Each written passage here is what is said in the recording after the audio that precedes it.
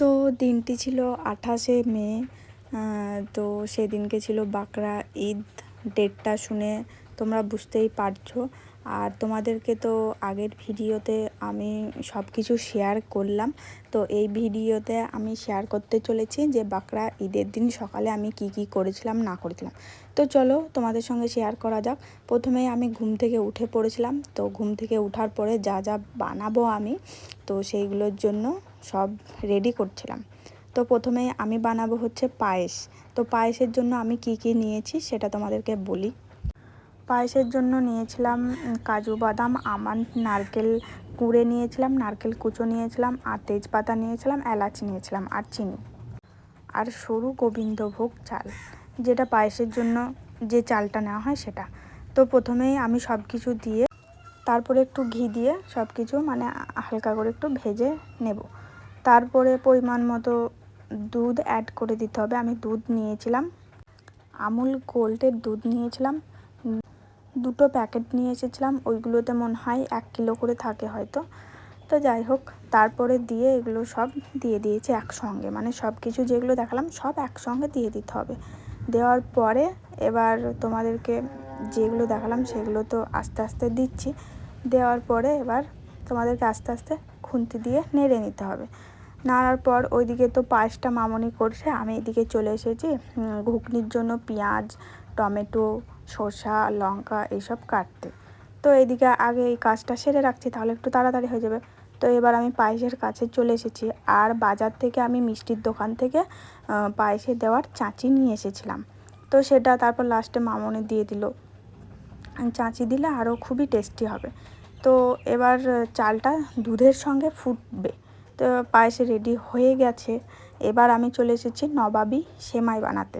তো নবাবী সেমাই বানাতে লাগবে কাস্টার্ড পাউডার, কাজু বাদাম, আমন্ড আর দুধ, আর সেমাই লাগবে। ঠিক আছে।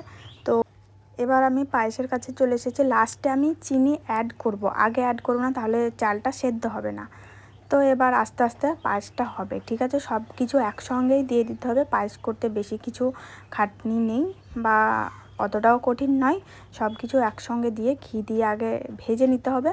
তারপরে ওই খুন্তি দিয়ে নেড়ে নিতে হবে। তারপরে তোমাদেরকে ওই দুধ, চিনি যেগুলো লাগে সেগুলো দিয়ে দিতে হবে। তারপরে ও আস্তে আস্তে হবে। এবার বানাবো হচ্ছে নবাবী সেমাই। তো তার জন্য কড়াইয়ের মধ্যে ঘি নিয়ে নিয়েছে, আর কাজু বাদাম আর আমন্ডগুলো দিয়ে আমি একটু ভেজে নেব হালকা লাল লাল করে। ঠিক আছে, লাল লাল করে যখন ভাজা হয়ে যাবে ওই কড়াইয়ে আবার আমি ঘি দিয়ে সেমাইগুলোকেও লাল লাল করে ভেজে নেব। যখন দেখব সেমাইগুলো লাল হয়ে আসছে, একটু যখন আমি পরিমাণটা বুঝবো যে হ্যাঁ সেমাইটা হয়ে গেছে, তখন আমি সেমাইটা নামিয়ে নেব। নামিয়ে নেওয়ার পরে একটা বাটির মধ্যে ফোটানো গরম দুধ নিতে হবে। ঠিক আছে, তারপরে সেই ফোটানো গরম দুধের মধ্যে কাস্টার্ড পাউডারটা দিয়ে ঘুলে নিতে হবে। তো ঘুলে নেওয়ার পরে তারপরে যখন সেমাইটা লাল লাল হয়ে আসবে তখন দিয়ে দিতে হবে তোমাদেরকে চিনি, দিয়ে দিতে হবে আর দিতে হবে দুধ। তো সেটাকে নাড়িয়ে নিতে হবে। ঠিক আছে, তো নাড়িয়ে নেওয়ার পরে তোমরা এলাচ গুঁড়ো দিতে পারো। ঠিক আছে, এলাচ গুঁড়ো দিলে হালকা একটু সেন্ট করবে। তারপর যখন দেখবো যে সেমাইটা যখন টান টান হয়ে আসছে, তুমি নিজেই পরিমাণটা তখন বুঝতে পারবে। যদি কেউ করতে চাও তাহলে টান টান হয়ে আসবে, তখন আমি এবার গ্যাসটা অফ করে দেবো আর কড়াইয়ের মধ্যেই থাকবে। তারপরে যে কাজু বাদামগুলো ভেজে রেখেছিলাম সেগুলো ওর মধ্যে অ্যাড করে দেবো, সেমাইয়ের মধ্যে আবার ভেজে নেবো একবার, নেড়ে নেবো আর কি। তখন দেখবো যে সেমাইটা টাইট টাইট হয়ে এসেছে। এবার গ্যাসটা অফ করে দিতে হবে। তারপরে একটা বাটি নিতে হবে। বাটির মধ্যে তোমাদেরকে প্রথমে সেমাইটা দিতে হবে। সেমাই দেওয়ার পরে কাস্টার্ড পাউডার দিতে হবে। লেয়ার লেয়ার করে করে সাজিয়ে নিতে হবে। ঠিক আছে, তারপরে লেয়ার করে সাজানোর পরে তোমরা 3টে লেয়ারও করতে পারো, 4টে লেয়ারও করতে পারো, যেরকম মন তোমাদের সেরকম করেই সাজাতে পারো। তো এরকম করতে হবে যে সেমাইটা নিয়ে ওই বাটির মধ্যে চেপে চেপে দিতে হবে। চেপে চেপে দেওয়ার পরে তারপর কাস্টার্ড পাউডার দিতে কাস্টার্ড পাউডার যেটা দুধ দিয়ে ঘুলে রেখেছিলে সেটা দিতে হবে। তোমরা চাইলে বাদামও অ্যাড করতে পারো ওর সঙ্গে, বা নারকেল কুচিও অ্যাড করতে পারো। তোমাদের যেটা মন হবে ড্রাই ফ্রুট সেটাই তোমরা অ্যাড করতে পারো, তাহলে খেতে আরও সুন্দর সুস্বাদু লাগবে। তো যাই হোক, তো আমার রেডি হয়ে গেছে নবাবী সেমাই। তারপরে কি করব চলো তাহলে তোমাদের সঙ্গে শেয়ার করা যাক।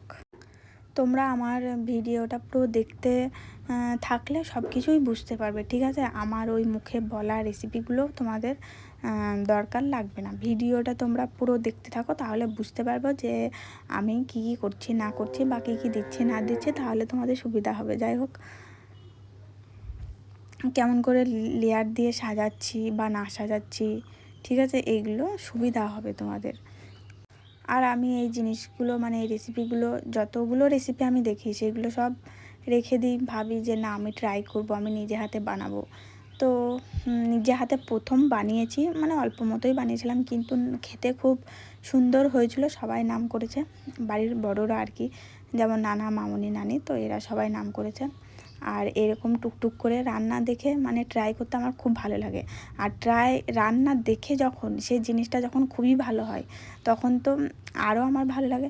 এবার বানাবো হচ্ছে আমি লাচ্ছা সেমাই। তো লাচ্ছা সেমাইয়ের জন্য বেশি কিছু লাগে না, চিনি, দুধ, এটাকে দিয়ে তোমাকে ফুটিয়ে নিতে হবে। আর আমি এখানে দিয়েছিলাম কুচনো নারকেল। তো যাই হোক, এবার তো একটা বাটির মধ্যে সেমাই নিতে হবে, লাচ্ছা সেমাই, সাদা লাচ্ছা সেমাই। তো সেটা নিয়ে দুধ দিয়ে দিতে হবে, যে দুধটা আমি ফুটিয়ে রেখেছিলাম সেটা দিয়ে দেব। আর হচ্ছে যে একটু এলাচ গুঁড়ো দেব। তো এটাই ছিল লাচ্ছা সেমাইয়ের রেসিপি, বেশি কিছু লাগে না। আর আমি মানে বাকরা ঈদের দিন সকালে কি কি বানিয়েছিলাম সেটাও তোমাদের সঙ্গে শেয়ার করব ভিডিওর লাস্টে। ভিডিওটা দেখতে থাকো, তাহলে সব কিছু দেখতে পাবা। তো যাই হোক, আর আমার না এই খাবার জিনিস বানাতে অনেক ভালো লাগে, প্রতিটা মেয়েরই ভালো লাগে, আমার বলে নয়। তো যাই হোক, তোমাদের বাকরা ঈদ কেমন কেটেছে সেটা আমাকে কমেন্টে জানিও। অনেক দিন পরেই ভিডিওটা আপলোড করছি আমি, তো কিছু মনে করো না।